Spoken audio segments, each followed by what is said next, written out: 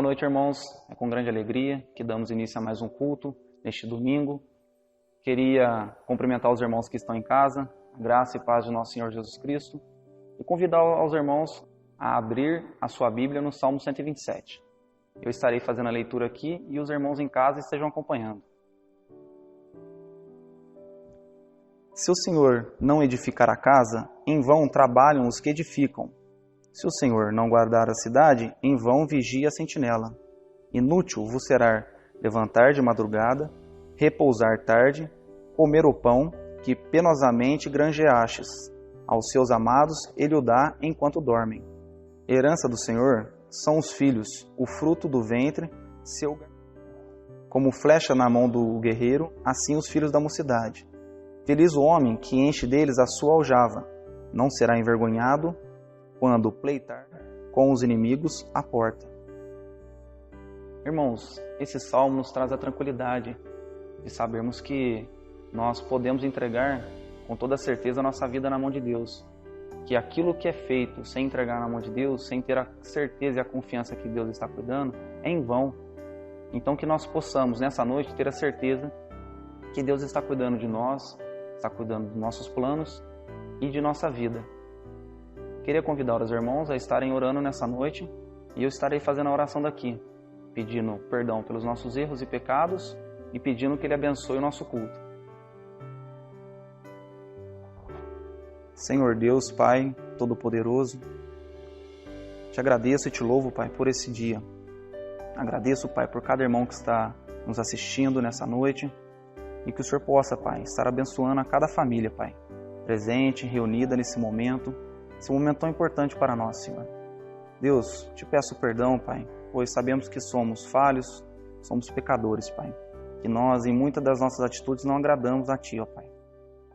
Senhor, cuide de cada família, de cada irmão aqui presente nessa noite. Que o Senhor possa, Pai, estar abençoando a vida de cada um grandemente, ó Pai. Tudo isso, Senhor, oramos e agradecemos no nome do Senhor Jesus Cristo. Amém. Eu quero convidar os irmãos a estarem cantando conosco o hino número 11, Trindade Santíssima.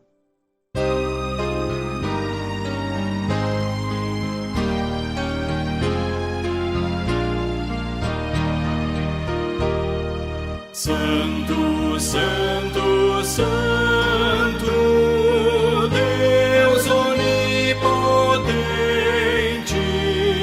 louvam nossas vozes teu nome com fervor.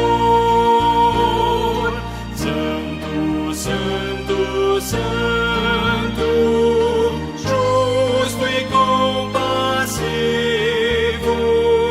és Deus trino.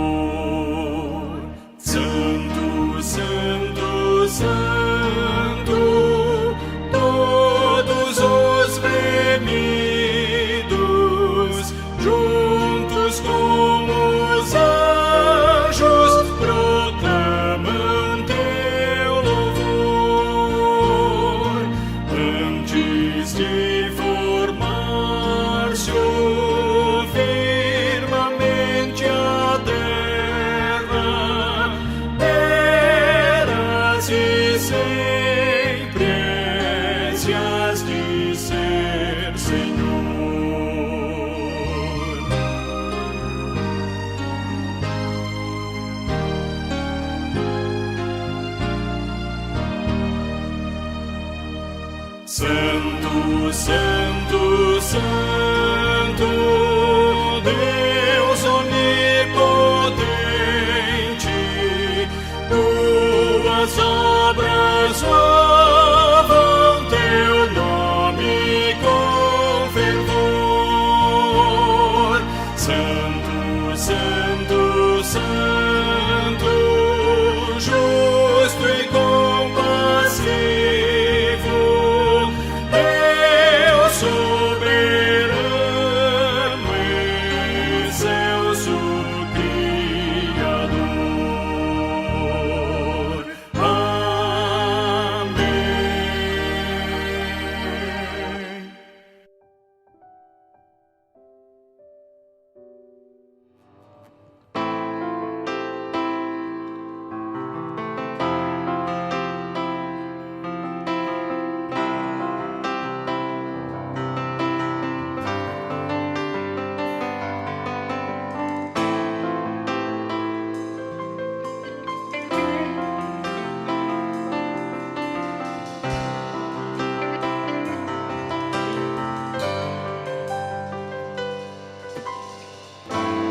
Posso ver as multidões prostradas aos teus pés, ó Rei Jesus. E eu posso ver são mãos erguidas em adoração a ti, Jesus. Em toda a terra, um novo canto que exalta e glorifica a ti, Jesus.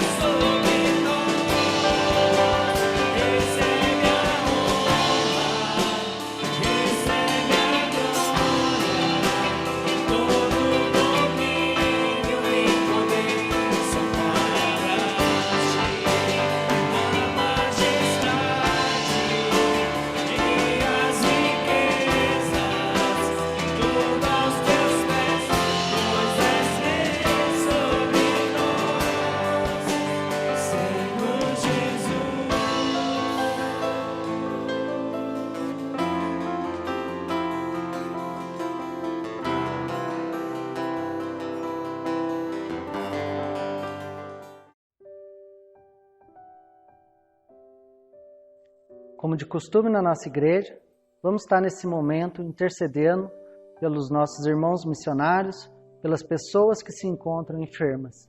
E eu convido a você neste momento para que juntos possamos orar ao nosso Deus, pedindo para que Deus intervenha na vida de cada irmão que tem necessidade. Vamos orar. Amado Deus e Pai, nós te louvamos, ó Deus. Te louvamos porque o Senhor tem cuidado de nós, ó Deus. Nada nos tem faltado, Senhor.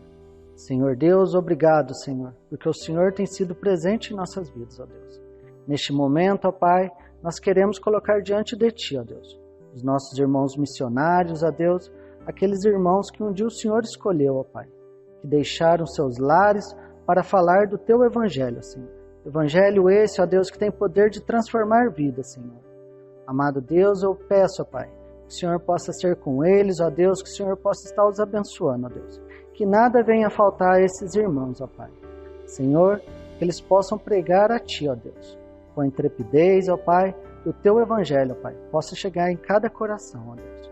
Querido Deus, que possamos, ó Pai, ajudar esses irmãos em oração, ó Deus, que possamos ajudá-los financeiramente, Senhor.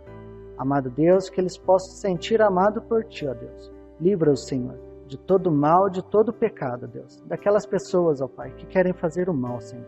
Seja com eles, ó Deus. Querido Deus, também gostaríamos de pedir, ó Deus, pelos nossos irmãos que se encontram enfermos, Senhor, que se encontram acamados, ó Deus. Ó Deus, seja com os nossos irmãos, ó Pai. Tem misericórdia deles, Senhor. Tem misericórdia do Teu povo, ó Deus. Que o Senhor possa estar os abençoando, ó Pai. Nós lhe pedimos, ó Pai, que Tu possas, ó Deus, efetuar a cura nesses irmãos, ó Deus. Seja com eles, ó Pai, esteja os abençoando, ó Deus. Livra-os de todo mal, Senhor. Querido Deus, seja também com os familiares desses irmãos, ó Deus. Que o Senhor os fortaleça, ó Deus, que o Senhor dê forças a eles, ó Pai, nesse momento tão complicado, ó Deus. Que eles possam, ó Deus, diante de tanta dor, ó Pai, encontrar a Ti, Senhor. Nós lhe pedimos, ó Deus, em nome do Teu Filho amado, Senhor Jesus Cristo, ó Pai. Amém.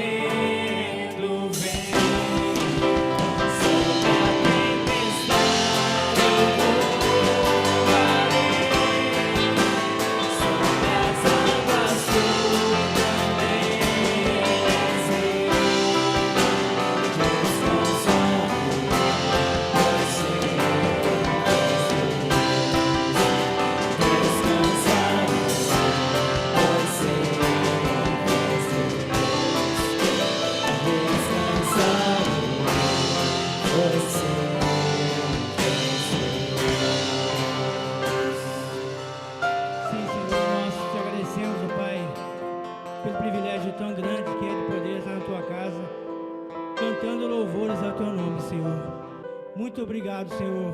É no nome de Jesus que nós oramos e agradecemos, com o perdão dos nossos pecados. Amém e amém, Senhor. Muito obrigado, Senhor Jesus. Graças a Deus, meus irmãos, mais uma vez nós temos essa oportunidade maravilhosa de participar desse culto, de adorar ao Senhor e também de ministrar a palavra. Nessa noite eu quero também mandar um abraço muito carinhoso para a Igreja Presbiteriana de Cruzeiro, que também está participando conosco. Quero mandar um forte abraço aqui para o reverendo Heber Melo, que o conselho lhe concedeu férias merecidas, e é com muita alegria e também com uma responsabilidade enorme que eu tenho que substituí-lo, nessa transmissão.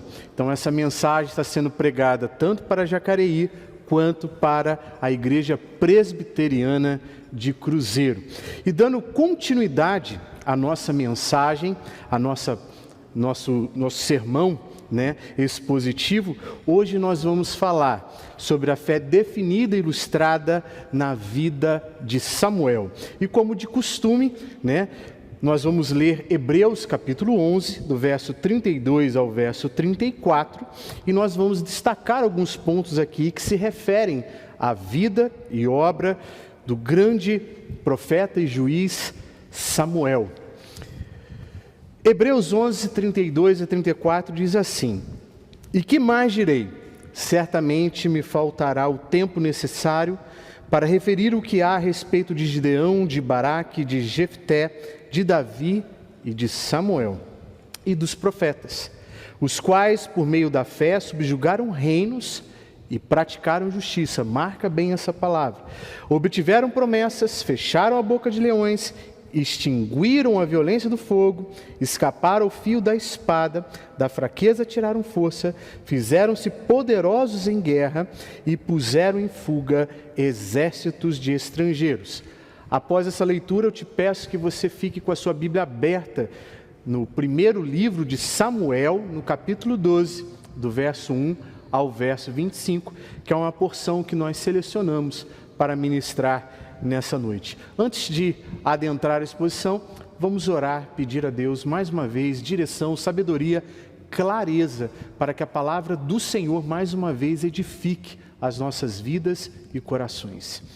Senhor, te agradecemos por mais essa noite, te agradecemos por cada cântico entoado nessa noite, te agradecemos por cada hino de louvor que reflete, Senhor Deus, a nossa história e a nossa tradição, Senhor. Queremos te engrandecer, ó Deus, porque temos essa oportunidade de orar ao Senhor, de interceder pelos necessitados, de pedir também perdão pelos nossos pecados. E agora, Senhor, nos achegamos a Ti mais uma vez, a fim de clamar para que o Senhor tenha misericórdia de quem prega e tenha a Tua graça sobre aqueles que ouvem nessa noite a exposição da Tua palavra. Que mais uma vez o Senhor venha nos usar poderosamente em Tuas mãos, porque nós, na verdade, Senhor, não passamos de homens limitados, com mentes limitadas, mas o Teu Santo Espírito pode trazer iluminação para o nosso entendimento, para entender o texto e aplicar o texto para a nossa realidade presente. Por isso, Pai, nessa noite eu te peço mais uma vez que o Senhor venha agir em nossos corações, que o Senhor venha alimentar a nossa alma que está faminta, sedenta, Senhor, de ouvir do Teu Espírito. É certo, Senhor, que tanto a igreja de Jacareí quanto a igreja presbiteriana de Cruzeiro não estão reunidos, Senhor Deus, em vão ou pensando em ouvir algum homem, mas para ouvir o ensinamento que vem do Senhor. Por isso, Espírito Santo, usa as nossas vidas poderosamente para a glória do Teu santo nome. Em o nome santo de Jesus. Amém e amém. Queridos, dando continuidade a essa grande ilustração de fé que agora será exposta através da vida de Samuel.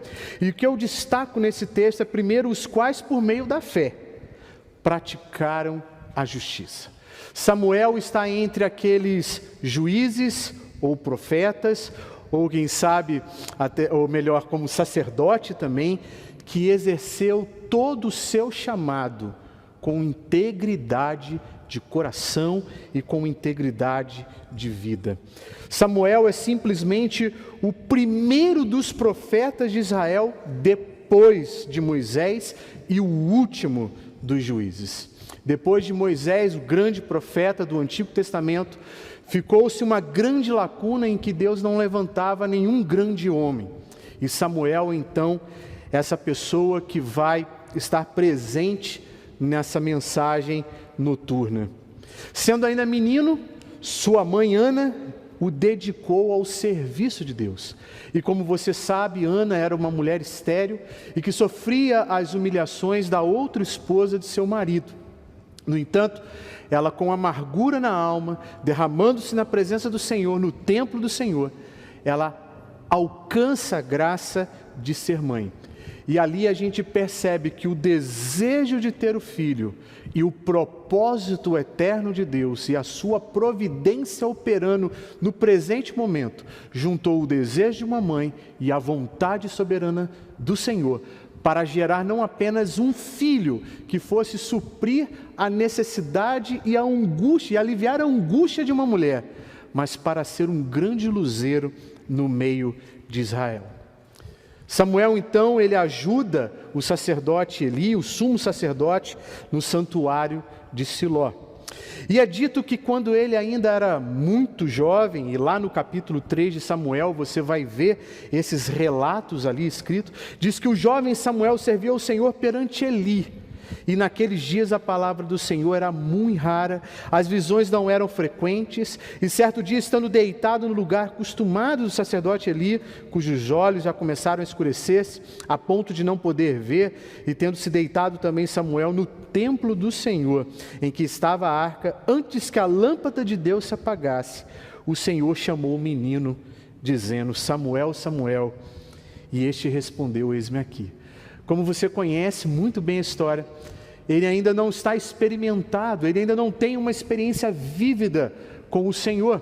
E ele corre até Eli para saber o que Eli queria.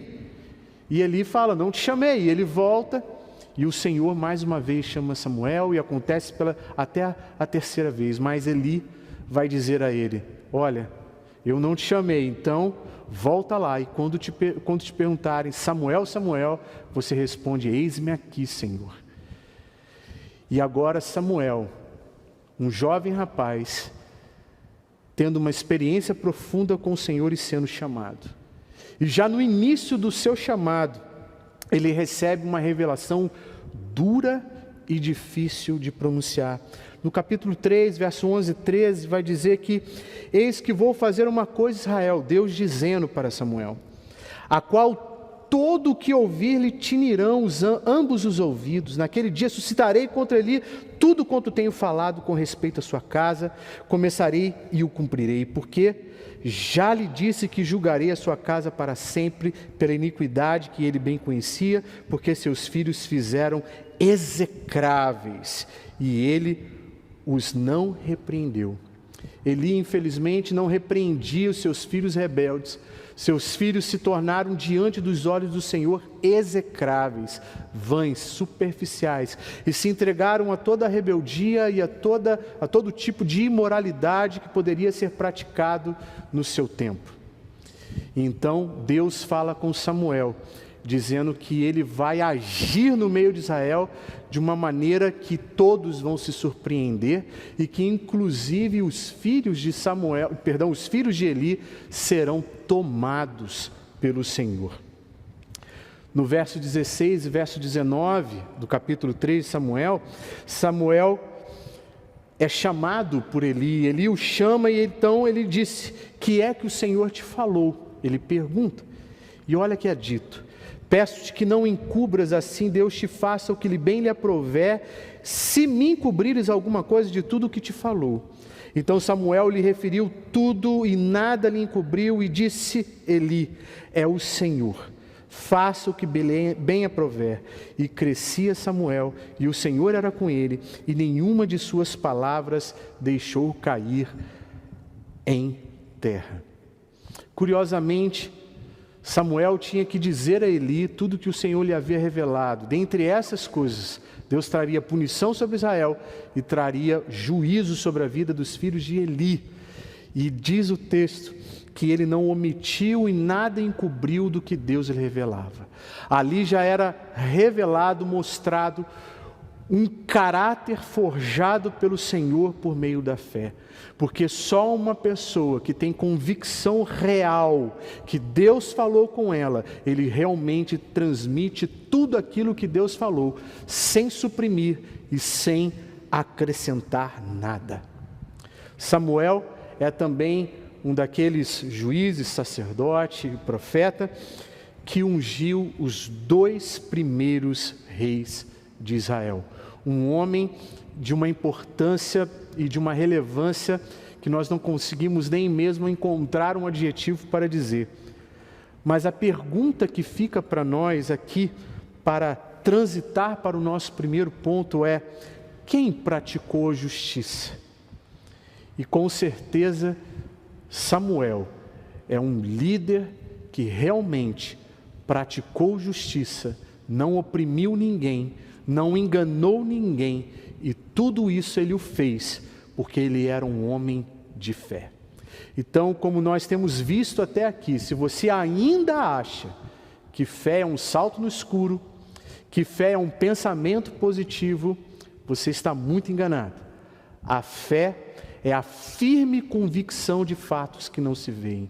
E por ele ter essa firme convicção, ele fala a verdade na face de Eli, aquilo que Deus o revelou.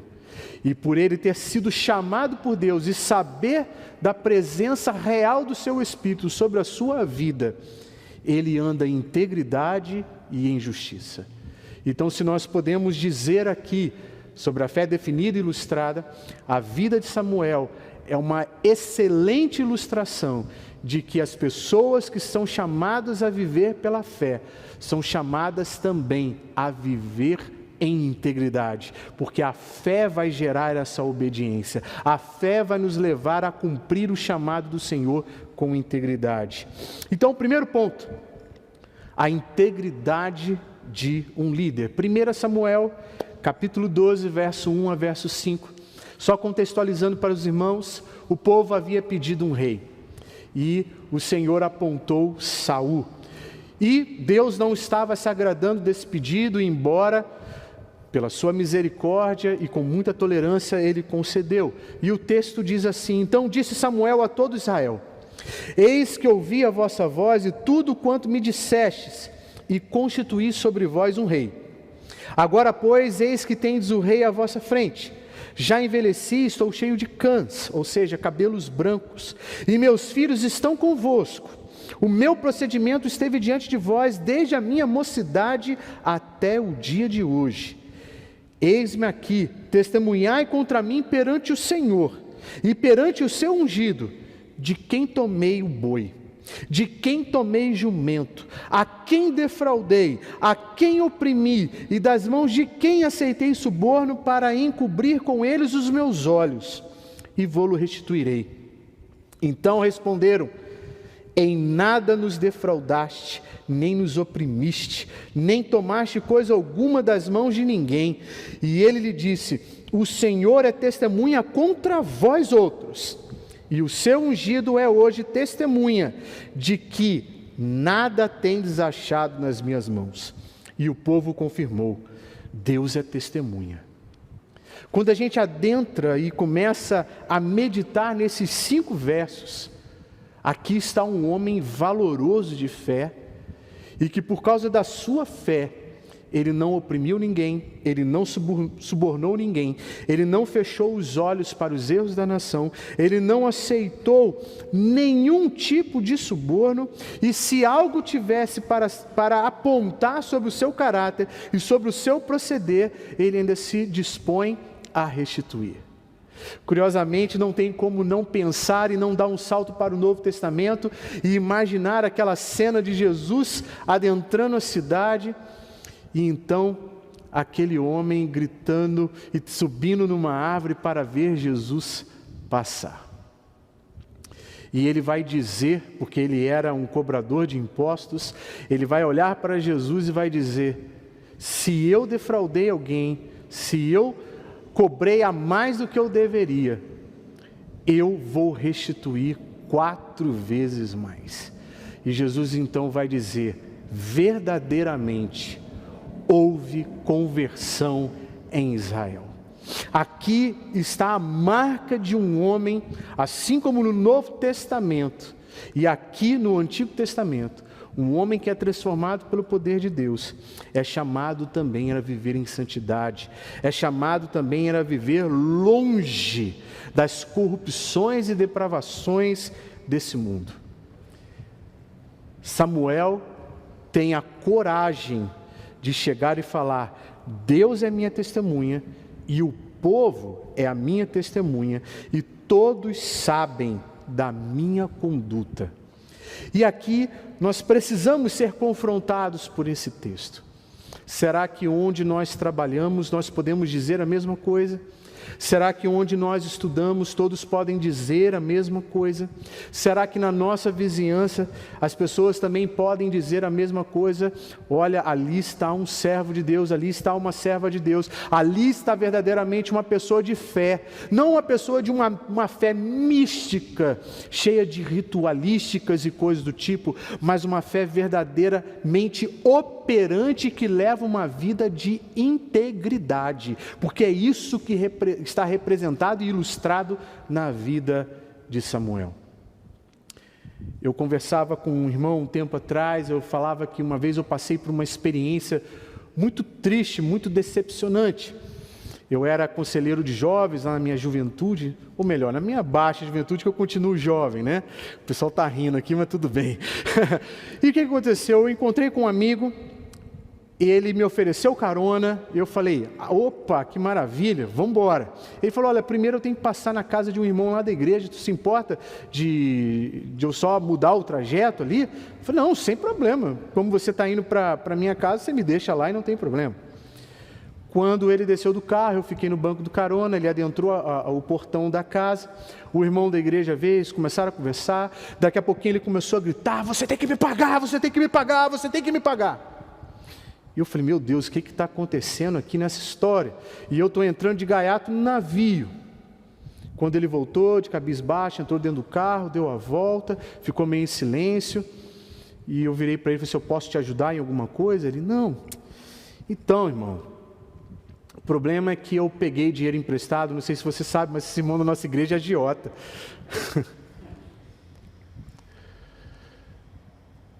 Que tipo de evangelho nós estamos vivendo? A vida de Samuel nos mostra isso e nos confronta nisso. Isso me preocupa, irmãos, porque Deus nos chamou para a integridade e nós não podemos aceitar nenhuma forma de corrupção. Aplicando para a nossa realidade diária, lembrando que Samuel é um juiz e ele está governando a nação. E ele é um homem que tem peito aberto para dizer: se alguém tem alguma coisa contra mim, aponte agora. Como que nós precisamos de governantes, de políticos, de senadores, de deputados, que ninguém tenha o que dizer sobre a sua vida. Apenas a integridade. E se tiverem alguma coisa para dizer, que seja a mentira, para que a sua justiça brilhe mais ainda ao desmascarar as mentiras que são anunciadas e propagadas a respeito, por exemplo, de um servo de Deus ou de uma pessoa honesta que Deus possa levantar no nosso meio. Apesar dessa integridade, apesar desse confronto, Samuel não teve filhos que respondessem à mesma altura aquilo que ele foi. Seus filhos não andaram nos seus caminhos. No capítulo 8 de Samuel, do verso 1 ao verso 5, vai dizer: tendo Samuel envelhecido, constituiu seus filhos por juízes sobre Israel. O primogênito chamava Joel e o segundo Abias. E foram juízes em Berseba, porém seus filhos não andaram pelos caminhos dele, antes se inclinaram à avareza, aceitaram subornos e perverteram o direito. Como eu tenho normalmente falado, como falei ontem, no estudo falando sobre depravação total, ainda que toda a nação brasileira se tornasse cristã e se convertesse, nós teríamos problemas mesmo assim, nós teríamos dificuldades mesmo assim, mas o entendimento da depravação total deve nos servir como uma lente para interpretar o mundo à nossa volta. Porque o homem é capaz de criar sistemas que podem oprimir, como o comunismo, o socialismo, e também como o fascismo e outros ismos que nós vemos por aí cada vez mais emergindo no mundo e na nossa sociedade. Isso tudo são as concupiscências, as imoderações da carne, o desejo do homem de poder a fim de oprimir e dominar. E no caso de Samuel, um homem tão justo, seus filhos não seguiram seus passos.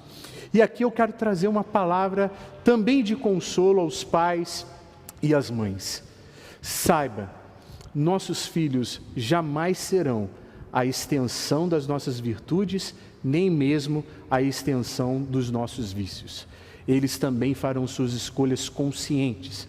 E como ontem eu pude matar a saudade de alguns presbíteros aqui, em especial eu estava lembrando quando muitas vezes conversava com o presbítero Pedro, e uma vez ele falava assim para mim: pastor, quando a pessoa quer pecar não há quem segure.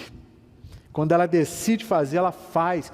E ainda que sejam nossos filhos, a gente fala não faça, se ele está determinado a fazer, ele vai fazer. E nós precisamos estar preparados para isso. Mas jamais abaixar a guarda quanto à sinceridade, quanto à justiça e quanto à integridade. E o mais terrível, irmãos, Samuel foi um líder rejeitado. Ele governou com toda a justiça, mas o povo não queria. E vendo seus filhos se corrompendo, dizendo não queremos. E na verdade eles estavam rejeitando o próprio Deus. E Deus então vai entregar ao povo aquilo que eles desejam, um rei chamado Saul, que foi um dos piores reis de Israel.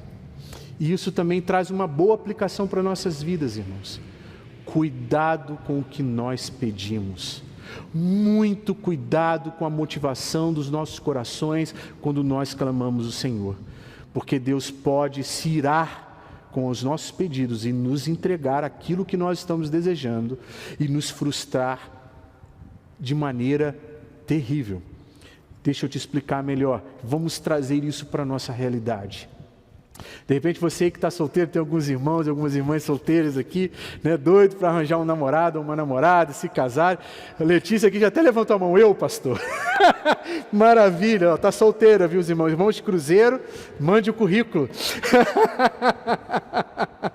Mas olha, irmãos, um detalhe. Eu lembro que muito tempo atrás eu lia um livro e esse livro falava: nós não recebemos o que nós pedimos a Deus porque nós não somos detalhistas. E a pessoa falava assim nesse livro: se você pede um marido, então fale para Deus que cor de olhos você quer, que cor de cabelo, qual é a altura, qual é a profissão, qual é isso e qual é aquilo. E o que me chamava a atenção nesse livro é que em nenhum momento a pessoa falava: Senhor, me dá discernimento para encontrar alguém para me fazer crescer. Ou melhor, Senhor, faz de mim uma bênção, para que eu seja uma bênção para a pessoa que o Senhor trouxer para a minha vida. E mais, nunca se falava de caráter, apenas de aparências e detalhes. E quantos ao longo da história, por se deixarem seduzir pela aparência, entraram por caminhos tortuosos. Saul tinha uma grande aparência, ele era alto, ele era um destaque, mas era um rei medroso.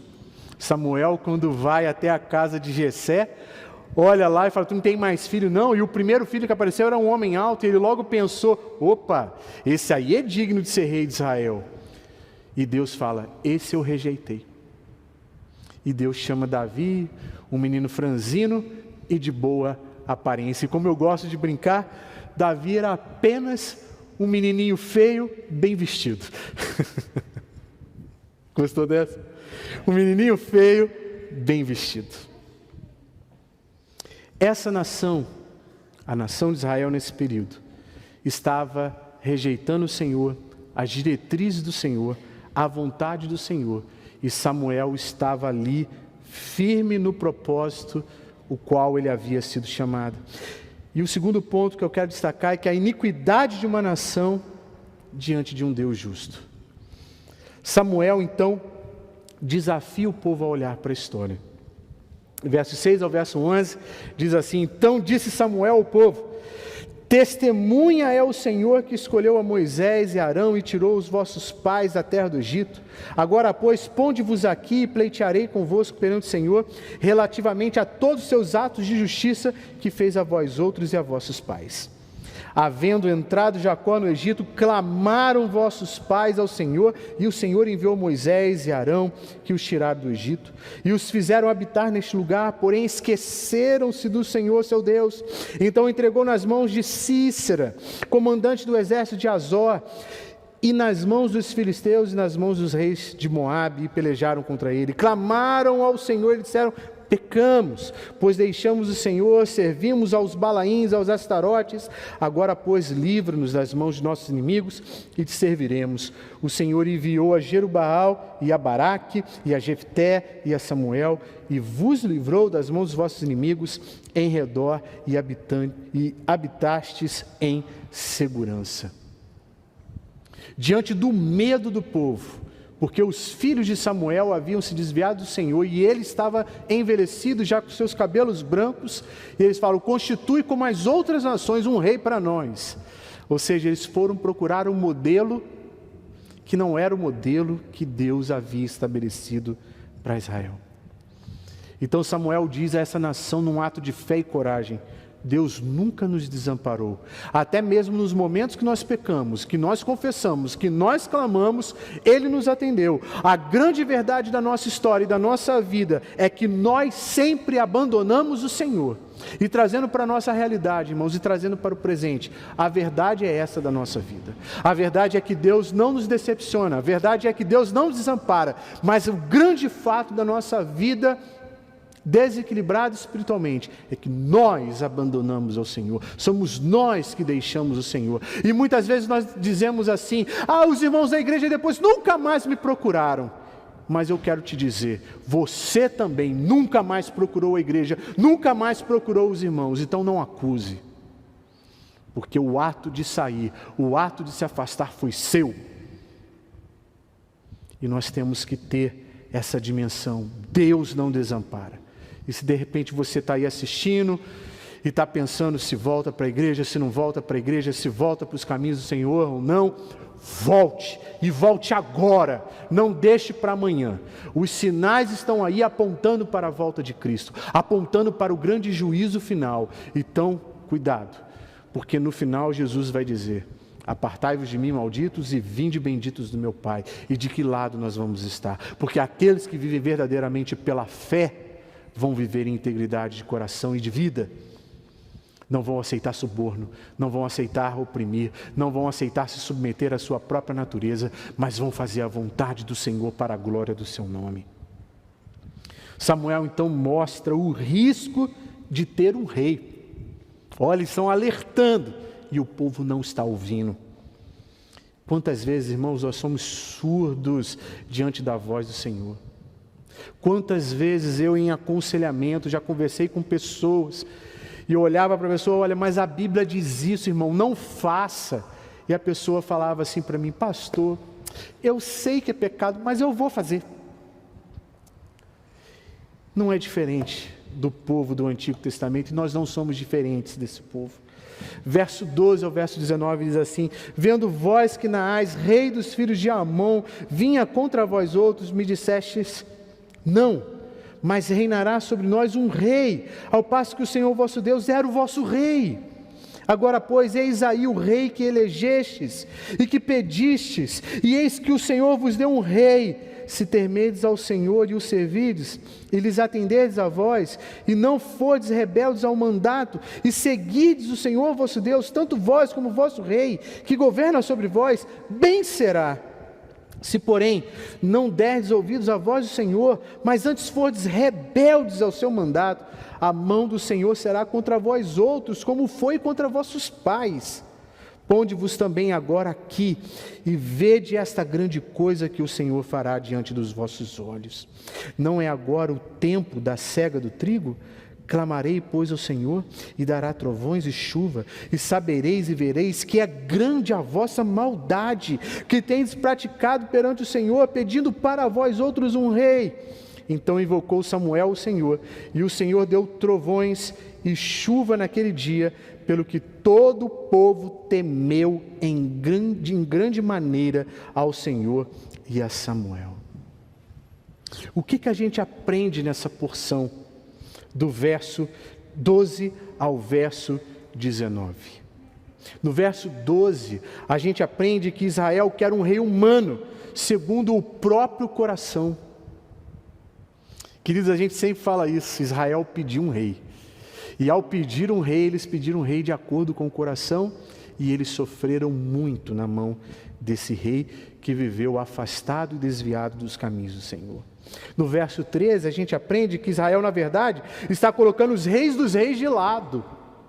Do verso 14 ao verso 15, Samuel relembra a lei.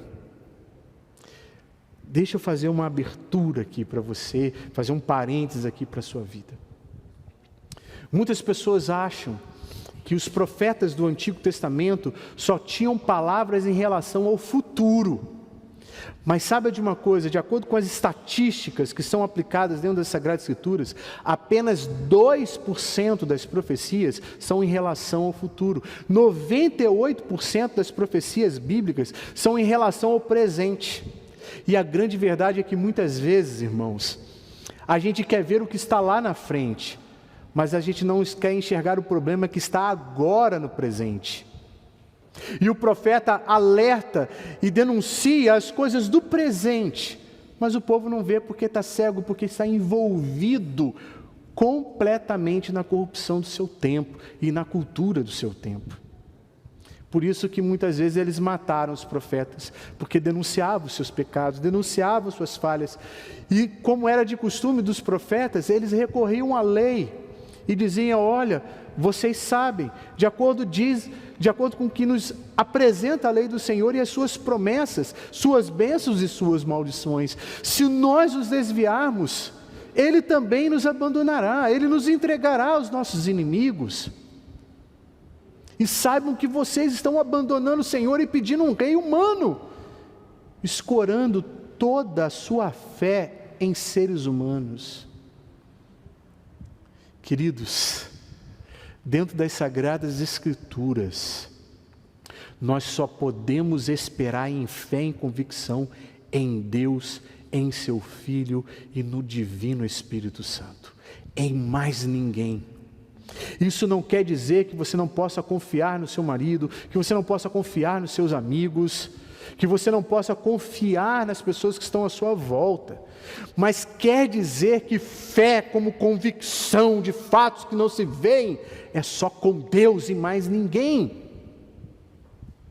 E infelizmente o povo acreditava que com um novo rei, eles então iriam despontar na história. Mudou-se o modelo de um sistema teocrático para um sistema monárquico. E o que mudou? Nada, porque eles continuavam os mesmos, com as mesmas rebeldias e com as mesmas práticas. Trazendo para a nossa realidade, irmãos, sabe quando o Brasil vai se tornar verdadeiramente uma potência? Quando eu e você mudarmos. Quando houver integridade em nós. Chega de gritar contra a corrupção se nós ainda estamos vivendo em corrupção. Quando chega o período de pagar impostos e coisas do tipo, quantos profissionais, até mesmo crentes, porque eu estou falando com crente nessa noite, simplesmente dão notinhas falsas, atendimento falso, vende as coisas, sonega ali e acolá, e depois quer clamar nas ruas por justiça e pelo fim da corrupção. Que o fim da corrupção comece na nossa vida, na nossa caminhada, na nossa família, na nossa igreja, porque o juízo do Senhor começa pela sua casa. No verso 16 ao verso 17, Samuel mostra que eles estão pecando. Ponde-vos também agora aqui e vede esta grande coisa que o Senhor fará diante de vossos olhos. Não é agora o tempo da cega do trigo? Clamarei, pois, o Senhor, e dará trovões e chuva, e sabereis e vereis que é grande a vossa maldade, que temos praticado perante o Senhor, pedindo para vós outros um rei. E o que acontece aqui, meus irmãos? Samuel, como um juiz, como um sacerdote, como um profeta, ora para que Deus se apresente como testemunha e dê um sinal de que o povo está pecando e que ele não está oprimindo e nem fazendo nada de errado. E Deus dá esse sinal. Quantas vezes, irmãos, na nossa caminhada, no nosso dia a dia, alguns falam assim: não, eu estou falando a verdade, eu juro por Deus. Outros vão dizer, pela luz que me alumia. Outros vão dizer assim, Deus é minha testemunha. Irmãos, cuidado. Cuidado quando nós chamamos a Deus para ser a nossa testemunha, quando nós estamos mentindo. Engraçado que pela manhã, enquanto eu pregava, um pastor amigo meu, que agora está lá em Uberlândia, me mandou uma mensagem muito engraçada, falando porque eu havia falado de manhã que eu não admitiria nunca jamais um político subir o púlpito dessa igreja. E ele me mandou um político de um determinado lugar, não vou citar nomes, e ele está na igreja, e ele está no púlpito, e ele começa a falar, orem por mim, peço para Deus me dar força, para me dar graça, porque o trabalho é árduo, é forte, e com aquela cara, como dizia minha mãe, de Madalena arrependida, fazendo caras e bocas, e o povo, amém, glória a Jesus, e tal. Daqui a pouquinho, o vídeo para e mostra ele sendo entrevistado por um jornalista, e ele fala, eu não gosto de igreja não, o meu negócio é com uísque e com cachaça, para que eu vou à igreja? Eu não gosto de crente, eu vou chegar lá, o cara ainda vai levar 10% do meu dinheiro. Duas caras, brincando com Deus, e Deus é fogo consumidor. Deus é fogo consumidor. Deus é testemunha. E Ele sinaliza. No verso 18 Ele invoca. E Deus se manifesta com seus trovões naquele dia e confirma a palavra de Samuel. Caminhando para o fim, Samuel dá uma ordem. Obedecei ao Senhor. Lembre-se que fé e obediência andam juntas, nunca estão separadas. E do verso 19 ao verso 25 é dito, todo o povo disse a Samuel, roga pelos teus servos ao Senhor teu Deus, para que não venhamos a morrer, porque todos os nossos pecados acrescentamos o mal de pedir para nós um rei. O povo ainda está consciente disso.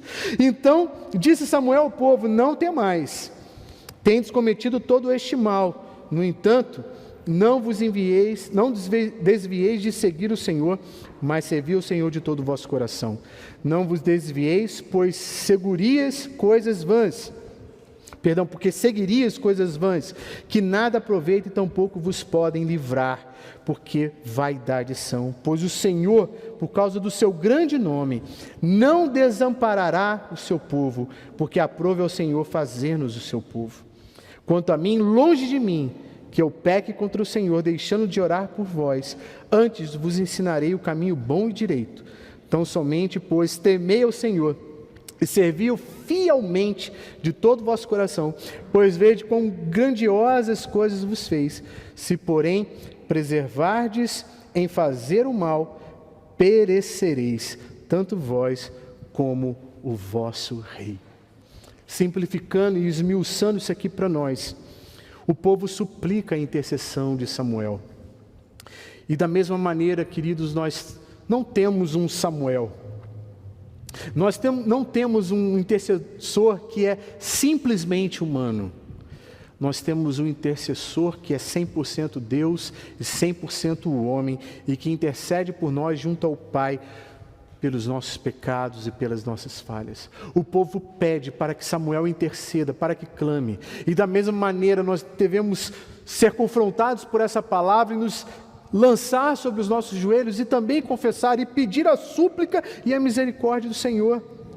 Samuel desafia mais uma vez o povo a não desviar-se do Senhor. Samuel deixa claro que sempre orará pelo povo, no verso 23, quanto a mim, longe de mim que eu peque contra o Senhor, deixando de orar por vós. Antes vos ensinarei o caminho bom e direito. E aqui a gente aprende uma coisa muito importante.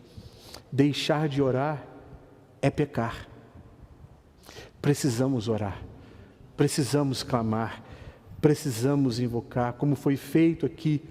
Oraram pelo nosso governo, oraram pelo nosso presidente.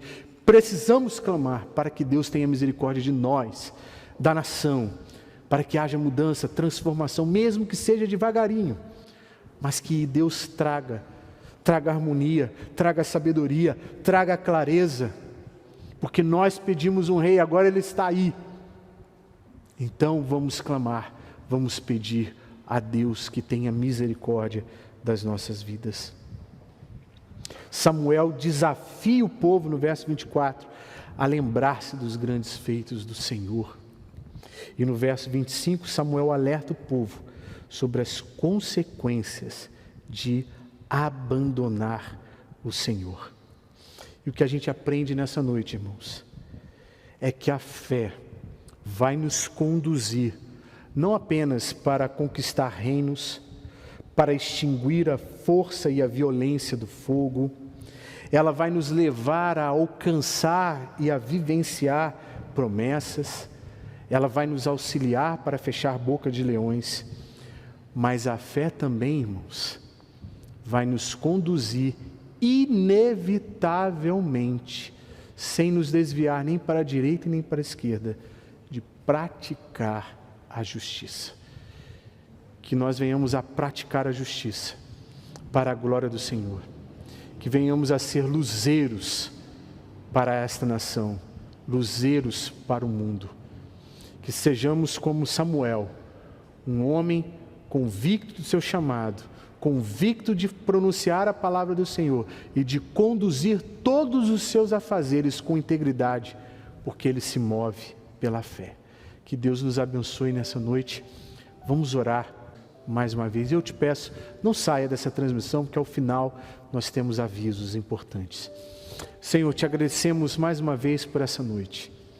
Te agradecemos mais uma vez pela tua palavra, que mais uma vez o Senhor nos conduza, mas agora em triunfo, Senhor, não no sentido de conquistar coisas, mas no sentido de vencer a cada dia a luta contra a carne, vencer, Deus, as nossas inclinações, colocando-as, Deus, sob o domínio, colocando-as, Deus, sobre as rédeas do Teu Santo Espírito, e que venhamos a praticar a justiça, não como um ato de legalismo ou farisaísmo, mas como um ato de pessoas que foram convertidas e regeneradas, transformadas pela mão do Senhor.